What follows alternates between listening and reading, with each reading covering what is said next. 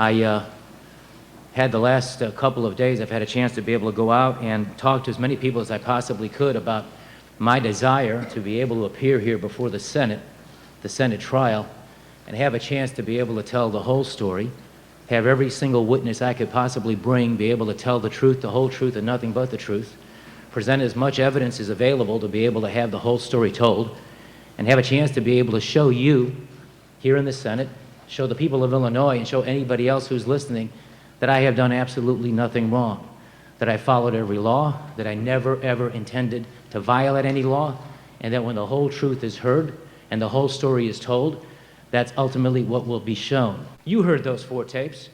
I don't have to tell you what they say. You guys are in politics. You know what we have to do to go out and run elections. There was no criminal activity on those 4 tapes. You can express things in a free country, but those 4 tapes speak for themselves. Take those 4 tapes as they are, and you will, I believe, in fairness, recognize and acknowledge those are conversations relating to the things all of us in politics do in order to run campaigns and try to win elections.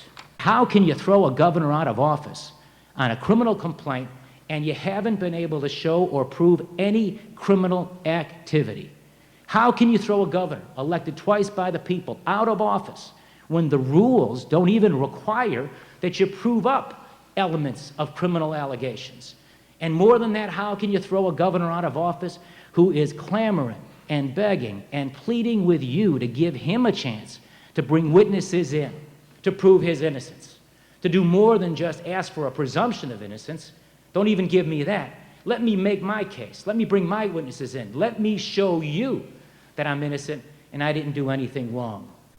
If you're impeaching me on providing safe and affordable prescription drugs, but going to Canada and getting the same medicines made by the exact same companies, then the governor of Wisconsin ought to be impeached, the governor of Kansas ought to be impeached, the governor of Vermont ought to be impeached, and while we're at it, let's go reach right into the United States Senate and let's expel John McCain and Ted Kennedy, because I worked with them on this issue of the reimportation of prescription drugs.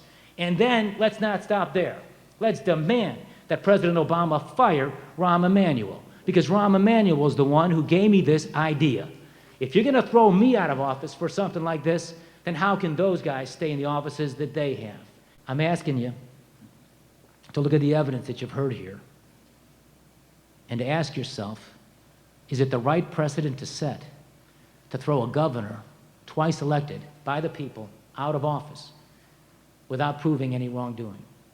Is that the right precedent to set? Think about the dangerous precedent that will be set if you throw me out of office when you haven't been able, and rightfully you wouldn't because it didn't happen, prove criminal allegations and all those other articles that are not wrongdoing.